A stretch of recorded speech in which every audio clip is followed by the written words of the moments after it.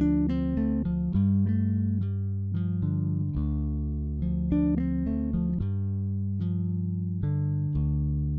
and welcome to another week. I woke up at 6 a.m. this morning with a horrible headache and I thought, oh no, today's going to be terrible. I'm going to have this headache all day. I'm not going to be able to do anything. But I actually think the headache was dehydration because I got really hot in the night and overheated. And when I woke up at 6, I drank loads of water and I did start feeling better, but unfortunately not quick enough for me to go back to sleep. So it was quite an early start. And actually I was feeling pretty sluggish and unmotivated, I guess is the right word. I couldn't sort of settle to anything. I was just kind of on my phone, just like mindlessly scrolling, which I've talked about in previous videos that I try and avoid as much as possible because it's not good for your mental health. But I found myself doing it for this morning and most of the afternoon. And then I thought, okay, I need to do something this afternoon to make myself feel like today's been productive. Otherwise, I know my mood is going to be bad for the rest of the day and probably into tomorrow as well. So I decided to start my physiotherapy floor exercises. I've been putting it off for the past few weeks. I wanted to be on my POTS medication before I started them because that's what everyone advises basically. And then of course I had all that pain over last week and then sort of not the week before that, but last month I guess. But last week I was definitely more stable, and so today I was like, yes, I'm just going to do it. I'm just going to start. And I did. What I started was very minor, very small, but because I've been steadily more incapacitated by my POTS for the last 6 years, yes, it has been that long. It's hard for me to believe. I obviously do need to start incredibly small and incredibly slowly. I think I'm going to talk about them in more detail tomorrow or later in the week, but I only did 5 reps of each and oh my god, I felt so tired afterwards. It wasn't so much fatigue, it was more the shakiness of the muscles, which obviously shows that I'm seriously weak. But I am so pleased that I started today, and honestly, it did make me feel like I've achieved something today. It did make me feel like today wasn't a complete lost cause. So going to bed in a much better mood than when I woke up. I have actually not been feeling great today. I think the unpredictability of when I'm going to feel worse than usual and when I'm going to feel better than usual is really getting to me and stressing me out. This morning I felt so ill, and by all my usual standards I shouldn't have done. And I know that now I'm on the modafinil I have new standards, but I haven't been able to work out what those standards are yet, and it's difficult. I feel like someone's moved the goalposts, but I can't see them because I'm blindfolded or something like that. I think that the reason I'm anxious is partly due to the unpredictability, as I was saying, and also because I have an appointment tomorrow for the first time since I got normal people sick, which is over 2 months ago. I haven't left the house in over 2 months. I've sat in the garden a couple of times, but I don't really think that counts. It's just a diabetic retinal screening. It's nothing big, it's nothing complicated, it's nothing that's going to take a long time, but for some reason my brain has latched onto it and it's just really making me stress out about it. I did have a therapy session today though, quite by chance, but it was definitely a good thing because I did need it.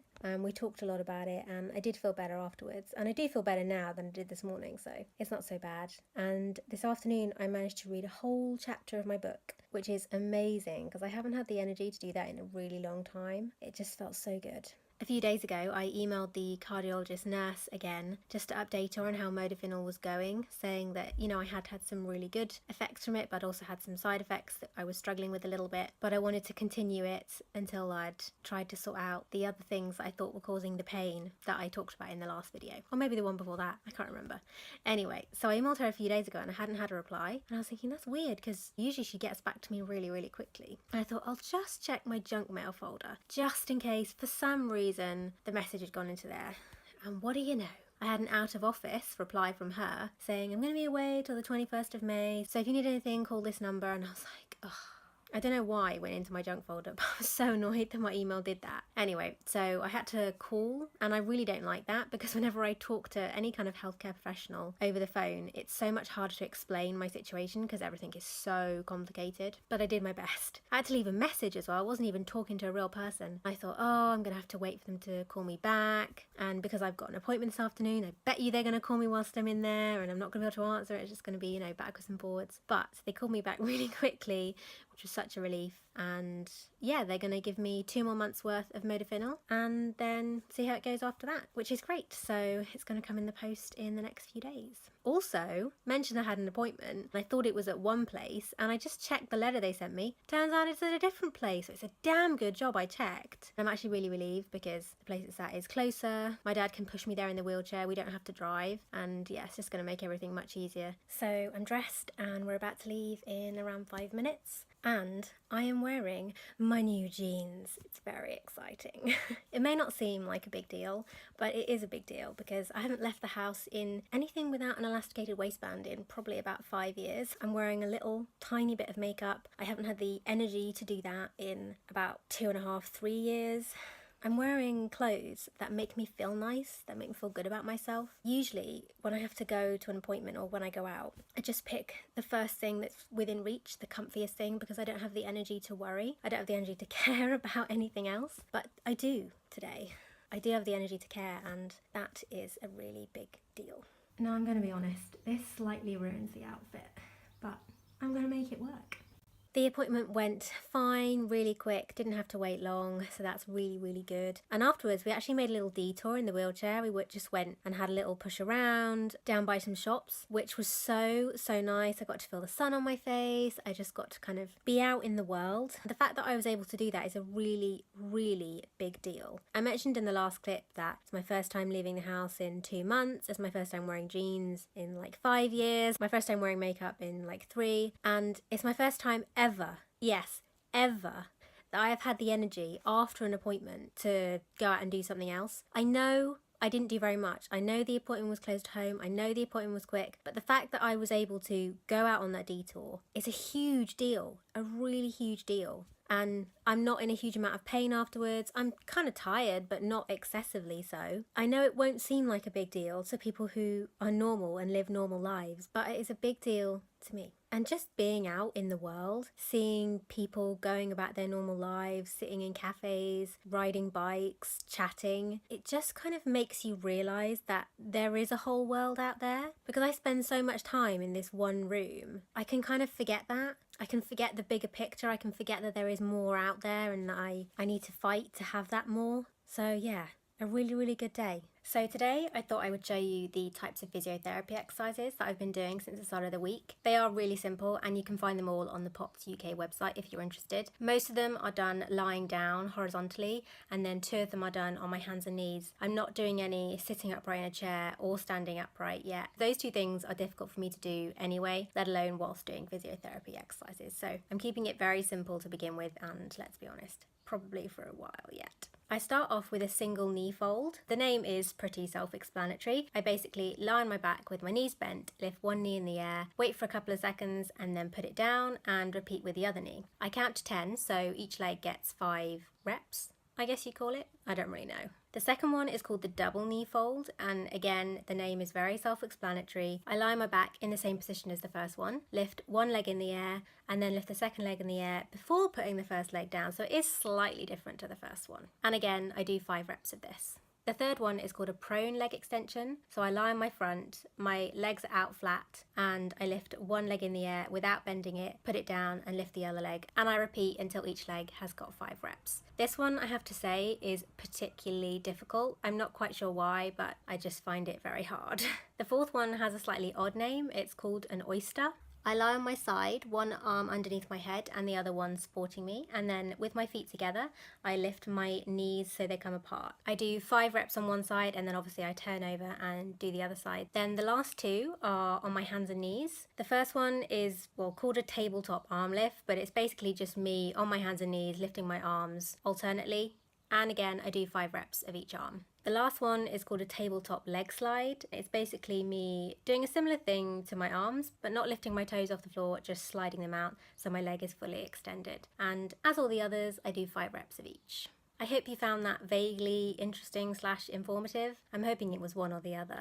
I'm really proud of myself that I've been able to do these every day for 6 days. This is my 6th day. I'm going to continue doing them every day. I'm not going to up the amount I do for, I think, probably another week or even 2. I really need to take it very slowly, because as I said at the beginning of the video, my level of activity has slowly been decreasing since I was diagnosed with POTS. I'm now going to go back to lying down and resting, because believe it or not, even just doing that is very tiring for me. I ended up having a really busy day yesterday, actually. You obviously saw that I filmed my physiotherapy exercises. That was actually at the end of the day, because in the morning I was watching the royal wedding. I'm going to be honest, I enjoyed it way more than I thought I was going to. I wasn't even planning on watching it. I'm not a royalist. I don't object to them as people. I just don't agree with what they represent. So I have very mixed feelings about any kind of royal event. But I ended up watching it and I almost enjoyed it against my will. So that went on for quite a while, and whilst that was on, I wasn't watching it really